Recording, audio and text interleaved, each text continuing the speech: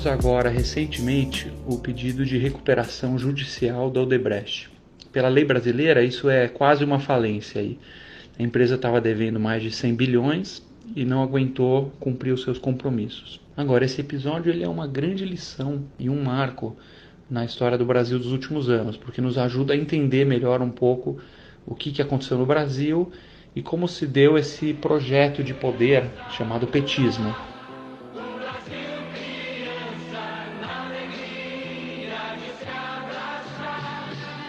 O petismo ele é, no fundo, um tipo de religião vestida em volta de um projeto muito inteligente de captura e retenção de poder.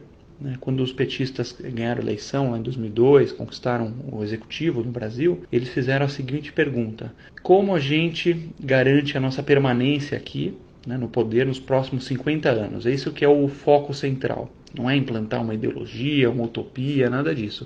É simplesmente o poder cru e nu a longo prazo. E para isso foi desenhado um projeto muito inteligente, muito completo, admiravelmente inteligente até, que envolve alguns pilares para garantir esse poder. O primeiro pilar, obviamente, é você mapear todos os grupinhos de interesse no Brasil, os grupinhos de influência, e dar um jeito de cooptar esses grupinhos, trazer eles para perto e colocar eles debaixo das asas do governo central. São esses grupinhos a classe dos artistas, a classe dos intelectuais nas universidades, principalmente os movimentos sociais, movimento negro, movimento gay, ao cooptar esses grupos para sua ideologia, os altos funcionários públicos de algumas categorias, os sindicalistas, o Congresso, alguns empresários amigos do poder, mapear todos que têm influência, que podem ou ajudar ou sustentar um governo, ou mesmo os que podem atrapalhar.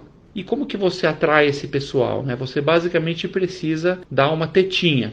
Esse pessoal funciona na base de tetinha. Por exemplo, no caso dos artistas, tem uma tetinha muito importante chamada Lei Rouanet, que não foi nem inventada pelos petistas, se justiça seja feita, ela vem de antes. Já na época do PSDB já tinha essa tetinha para os artistas. A Lei Rouanet é uma lei que permite você desviar dinheiro da saúde, da educação, da polícia, desses serviços básicos, para financiar show de artista sertanejo, filme da Xuxa, exposição de homem de bunda de fora. Então é basicamente a tetinha dos artistas, é a Lei Rouanet, que eles defendem com unhas e dentes. Os sindicalistas nunca ganharam tanto dinheiro quanto nos governos petistas, nunca teve tanta proliferação, tanta criação de sindicatos. A missão de um sindicato é lutar por benefícios para os trabalhadores, certo?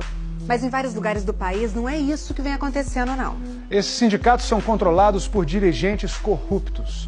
E no fim o dinheiro sai do bolso do trabalhador e vai direto para o bolso deles.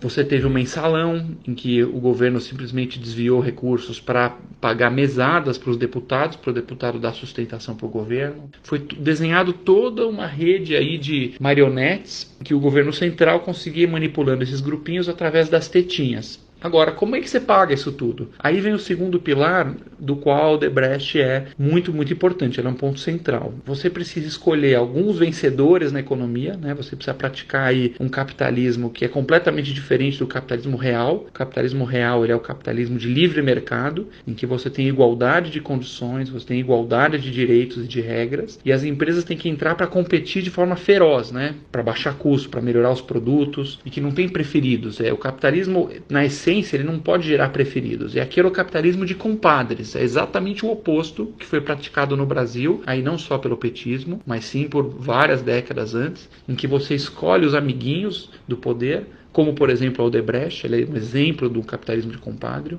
O ex-presidente da Odebrecht, Marcelo Odebrecht, afirmou hoje em depoimento ao juiz Sérgio Moro que a empresa mantinha um funcionário responsável pelo pagamento de propinas desde 1990. E aí para esses amiguinhos você dá dinheiro quase de graça do BNDES, você dá contratos públicos para eles atenderem as estatais, que foi o caso do Petrolão. Você vai dando favorecimentos para esses caras irem ganhando o jogo e ganhando muito dinheiro, muitos bilhões e bilhões e bilhões, e isso vai voltando para o partidão na forma de propina. Esse é exatamente o caso do famoso Petrolão, em que várias empresas, inclusive a Odebrecht, estiveram no centro. Funcionava assim. Partidos políticos aliados ao governo, PP, PMDB e PT, indicavam diretores para ocupar cargos na Petrobras, nas diretorias de abastecimento, de serviços, de exploração e produção internacional e de gás e energia. Os diretores e o doleiro negociavam com diretores de empreiteiras o percentual da propina. Em troca, as empresas conseguiam os contratos. A propina saía dos cofres das empreiteiras e era distribuída aos diretores da Petrobras, a políticos e ao doleiro Alberto Youssef. 13 empreiteiras foram citadas no depoimento como participantes do esquema, entre elas Camargo Correia, Odebrecht, OAS, Queiroz Galvão, Andrade Gutierrez e Mendes Júnior. O primeiro pilar, então, é a cooptação de grupinhos e oferecer tetinhas para manter essa turma toda quietinha e apoiando o governo. Segundo pilar, escolher alguns amiguinhos para ficarem multibilionários e irrigar o esquema de corrupção. E o terceiro, para conseguir fechar a conta desse Estado que é absolutamente ineficiente, guloso, desse polvo gigantesco que é o Estado brasileiro, que devora tudo ao seu caminho, é você empobrecer, claro, a classe média e a população mais pobre, né? Alguém tem que perder nesse jogo aí. Se tem tantos grupinhos ganhando, alguém tem que perder. E quem perde é o povão e mais ainda a classe média. Essa é a equação aí que fecha dessa forma. Um Estado cada vez mais inchado, em que você vai dando os cargos, dando as verbas, ele vai engordando, vai deixando toda a companheirada feliz, vai deixando o funcionalismo feliz, vai deixando os empresários amigos felizes, e o povão continua na miséria e na ignorância. Você tem um exemplo, por exemplo, Bolsa Família, um programa muito bem desenhado, aliás, um programa bacana, porém há de se levar em conta que o Bolsa Família, ele entrega cerca de 30 bilhões de reais ano para o povão. Só que esse mesmo povão que recebe os 30 bilhões ano do Bolsa Família, paga de imposto escondido nos produtos 150 bilhões, é 1 para 5. Ou seja, aquela família humilde que recebeu R$1 de Bolsa Família, que está feliz, grata, apoiando o petismo, essa mesma família não sabe que ela está pagando R$5 em imposto escondido no remédio da vovó, em imposto escondido no sabonete, na lata de milho. É um esquema muito bem desenhado, em que você tem a ilusão de estar ajudando o povo, mas ao mesmo tempo cobrando uma carga muito maior. E por fim, o perdedor é a classe média. Aí é preto no branco. A classe média é o verdadeiro grupo de escravos do Brasil. Se você quiser resumir o Brasil em uma frase, é basicamente um sistema político que escraviza a classe média e alimenta as tetinhas dos grupinhos. Isso é o Brasil. Você, como classe média no Brasil, você faz um péssimo negócio. Péssimo. Você trabalha muito mais que no mundo desenvolvido. Você sofre muito mais com violência.